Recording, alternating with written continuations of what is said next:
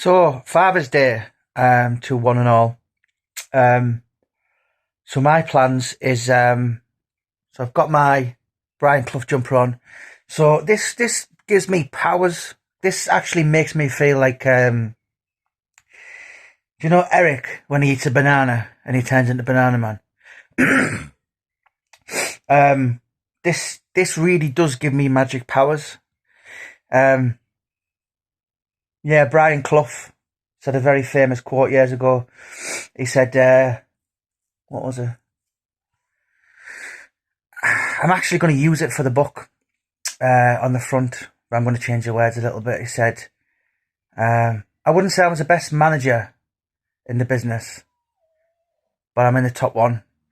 And I'm going to put on the front of the book. It's probably not the best Brian Clough the best Brian Clough book you'll ever read, but it'll be in the top one. And my son is out there somewhere, Jamie Jr., and he's saying, "You're probably not the best dad in the world, but you're in the top one." Have a wonderful day, everyone. I'm off work today, so my day will largely consist of, and I rarely drink these days.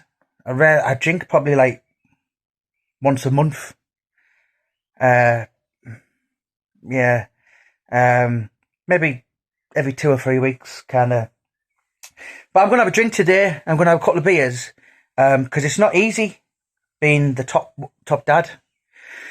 So my day is going to consist of listening to Chris Rea, which is where Brian Clough met Barbara Clough in 1958 in Rea's Calf, and then they're married in St Barnabas Road Church, 1959.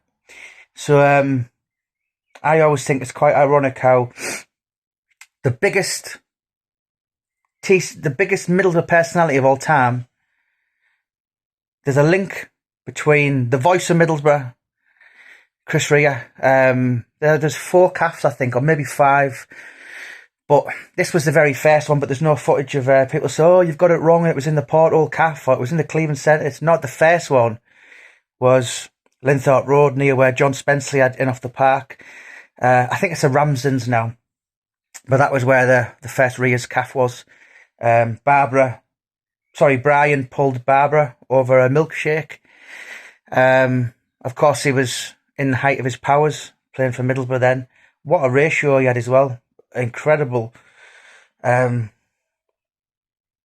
goals to games record. Criminal, really, that he only had 2 caps. But then again, he played in the same era as the greatest Jimmy Greaves, so yeah. I always think it was a little bit unfair on Jimmy Greaves how he carried England for years and then he was injured for the World Cup, and then the guy who replaced him scored a hat-trick in the final. Yeah, talk about taking the opportunities. But Jimmy Greaves was number one. Even Clough said he was the greatest. But yeah, have a wonderful day to everyone. As I said, it's not easy being the number one father and number one granddad as well these days. My hair's wet at the minute, but you can see I'm beginning to look a lot like Dracula. I proper got them Eddie Munster, them kind of, not Eddie Munster, them kind of grandpa, you know, in the Munsters, silver wings. But yeah, have a wonderful day, everyone. And I might do 1 or 2 more videos. As I said, I've got my cape on, and this is a cape. This does make me feel like I can walk through walls.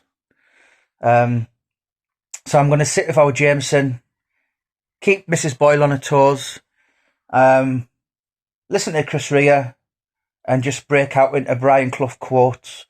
I could write a book alone on iconic Brian Clough quotes. There was that many, wasn't there? Colin Hart said to me, so Colin Hart is the writer for The Sun, probably British boxing's most well-known writer. He said, Mickey Duff was, sorry, I'm going a little bit off track, but it's linked. So Mickey Duff was to British boxing what Brian Clough was to English football, and every bit as controversial. So yeah, there's so many quotes, like, what happens when a player disagrees with you? And of course, Brian Clough said, well, we talk about it for 20 minutes, we get down to it, and then we decide I was right. They didn't call him Old Big Ed for nothing. But have a wonderful day, guys. Let us know in the comments what you're up to. And yeah, when Mrs. Boyle comes back, I'm going to have a beer. And yeah, just do some Brian Clough shit.